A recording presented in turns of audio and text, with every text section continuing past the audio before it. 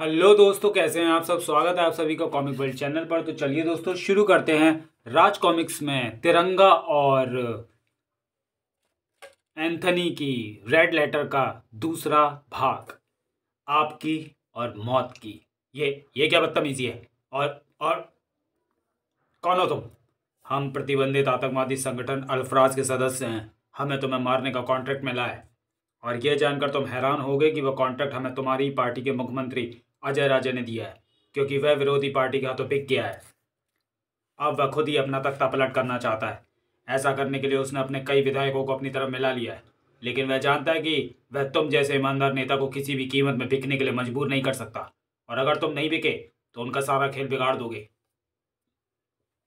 सारे विधायकों को ईमानदारी और देशभक्ति की घुट्टी पिलाकर तुम उन सबको अपनी तरफ मिला लोगे और खुद रूपनगर के मुख्यमंत्री बन जाओगे। इसलिए तुम्हारे मुख्यमंत्री ने तुम्हें खत्म करवाने का फैसला कर लिया है और तुम्हें फोन करके अत्यंत गुप्त तरीके से यहां पहुंचने के लिए बोला है, जहां तुम्हें मौत देने के लिए हम पहले से ही मौजूद हैं।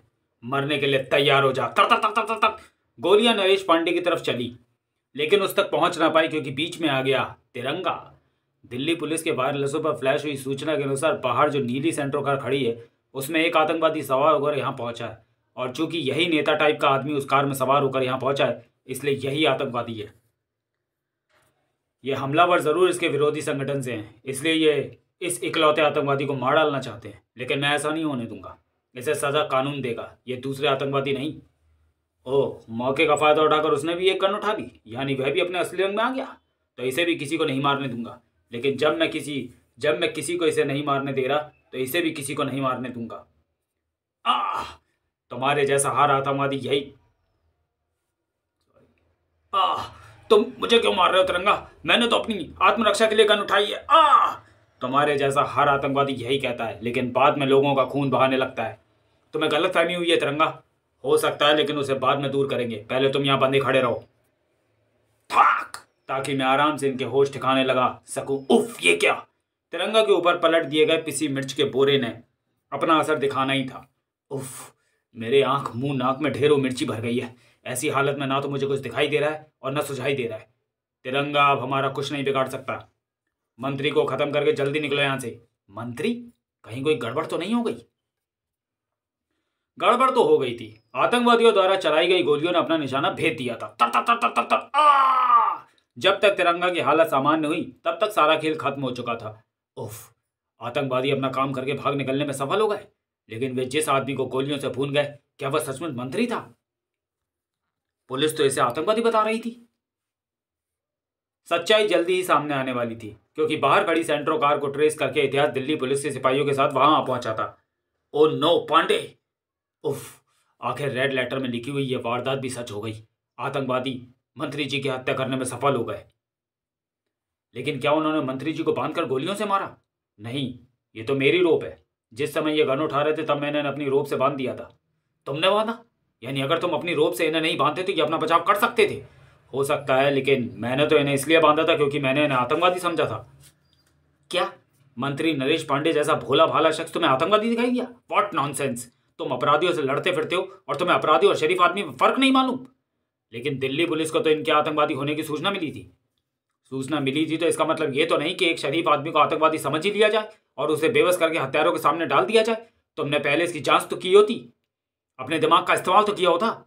देखो, मैं नहीं तुम देखो तिरंगा, मेरे दोस्त और एक मंत्री को आतंकवादियों ने गोलियों से भून डाला और इसका कारण तुम हो। तुम्हारी बेवकूफी से मारा गया है, इसलिए मैं तुम्हें छोड़ूंगा नहीं। मैं तुम्हें मानवाधिकार आयोग में घसीट कर ले जाऊंगा और वहां तुम पर सदा के लिए प्रतिबंध लगवाकर तुम्हें सजा दिलवाऊंगा, और जब तक ऐसा नहीं होगा मैं इस शहर से नहीं जाऊंगा। जिगरी दोस्त की मौत ने इतिहास को हिला दिया था, लेकिन अभी भी वह अपने फर्ज को नहीं भूला था। मुझे इस आदमी को नहीं भूलना है जो कातिलाना रेड लेटर भेजता है, और वह आदमी इस समय रूपनगर में है। मुझे यहीं बैठे बैठे ऐसा इंतजाम करना होगा कि रूपनगर में मौजूद रेड लेटर भेजने वाला हत्यारा अपने किसी अगले घिनौने मंसूबे में सफल न हो सके। रूपनगर से बाहर स्थित यह खंडहरनुमा हवेली अभिशप्त समझी जाती है। इसकी तरफ कोई नहीं आता जाता, इसलिए इस हवेली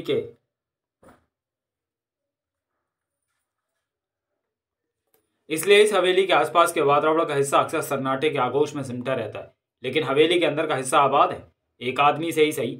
उफ, ये नहीं हो सकता, ये नहीं हो सकता। अगर ये घटना घट गई तो अनर्थ हो जाएगा। मुझे इसे रोकना होगा और इसके लिए मुझे लिखना होगा एक और रेड लेटर। अब तेरी उंगलियों को रेड लेटर लिखने की जरूरत नहीं कमीने। एंथनी, तेरी किस्मत में मौत लिखने आ गया है। इतिहास ने दिल्ली से जूली को फोन करके कहा था कि वह मुझे कब्र से बाहर बुलाकर रेड लेटर भेजने वाले के काम पर रोक लगाए। जूली ने मुझे जगाया और मैं तुरंत ही सक्रिय हो गया। पहले जिन लोगों को रेड लेटर्स पहुंचे थे वे सभी लेटर्स इसी इलाके के डाकघर से पोस्ट किए गए थे। डाकघर से पता चला कि लाल रंग के खतों को एक ही आदमी पोस्ट करने आता था और वो आदमी इसी हवेली की तरफ से आता था। यह सब जानने के बाद मेरा यहाँ तक पहुंचना कोई मुश्किल काम नहीं था, लेकिन हैरानी यह है कि रेड लेटर भेजकर लोगों की हत्या करा के आतंक फैलाने वाला मुझे अकेला आदमी मिला है। जबकि जिस प्लानिंग से रेड लेटर वाला ये सारा खेल खेला जा रहा है उससे साफ लगता है कि इसके पीछे कोई पूरा गिरोह सक्रिय है। मुझे इससे पूछताछ करके इसके गिरोह के अन्य साथियों तक पहुंचना होगा। मुझे तेरे बाकी साथी भी चाहिए। बता कहाँ हैं वे सब? मेरा कोई साथी नहीं, कोई मेरे साथ नहीं। तुम्हें कोई गलतफहमी हुई है? गलतफहमी तो तुझे हुई है इस बात की कि तू एंथनी के सामने अपने साथियों का नाम छिपा लेगा। तू ऐसा नहीं कर पाएगा। एंथनी तुझे ऐसा नहीं करने देगा।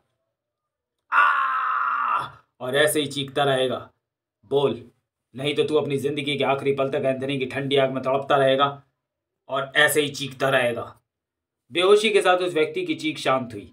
ये तो बेहोश हो गया, इसे होश में आना होगा क्योंकि इसे मेरे सवालों का जवाब देना है।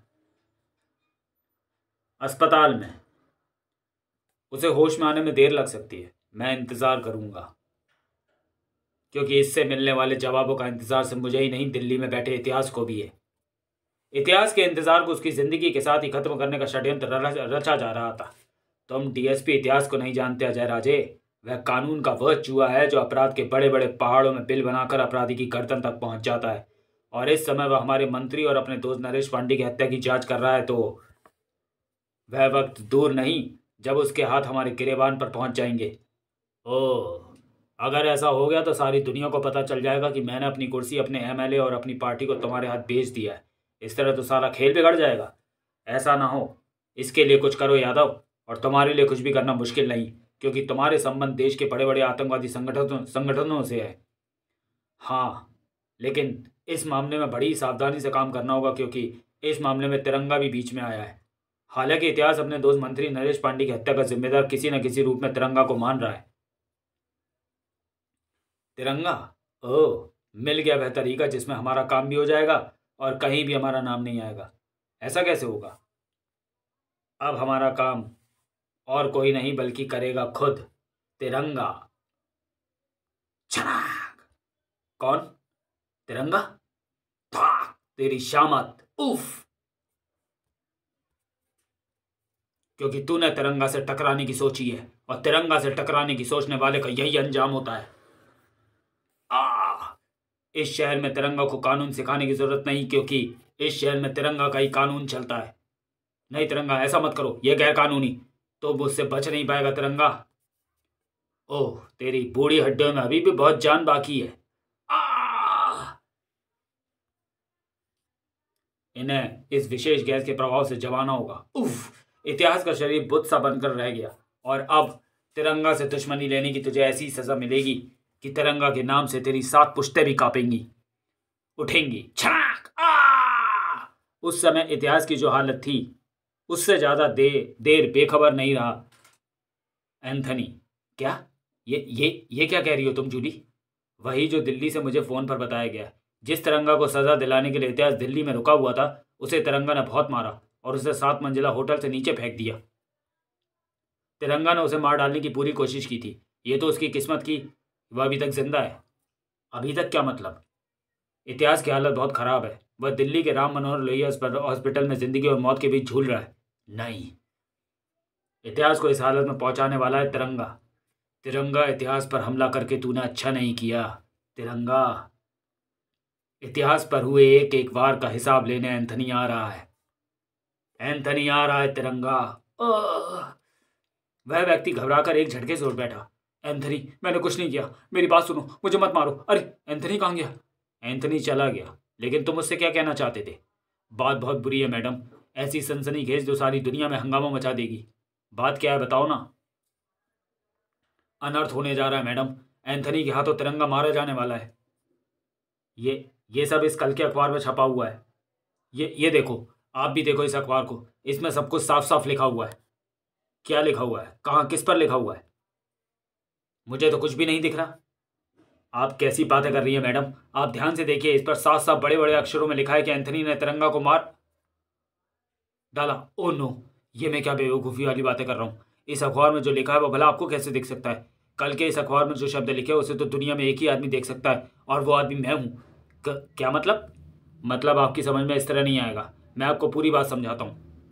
भगवान ने अपनी बनाई दुनिया में सबसे अनोखी चीज़ बनाई है इंसान, और भगवान ने उससे भी अनोखा काम ये किया कि उसने कुछ इंसानों में ऐसी विशेषताएं डाल दी जिन्हें सुपर नेचुरल पावर्स के नाम से जाना जाता है। दुनिया भर के सैकड़ों लोगों के साथ साथ भगवान ने मुझे भी एक अनोखी सुपर नेचुरल पावर से नवाजा, और मुझे जो सुपर नेचुरल पावर मिली वह थी अगले दिन के अखबार में छपने वाली खबरों को आज ही जान लेना। तो चलिए दोस्तों, वीडियो को यही समाप्त करते हैं और मिलते हैं रेड लेटर के तीसरे और अंतिम भाग में अगले वीडियो में। तब तक के लिए धन्यवाद।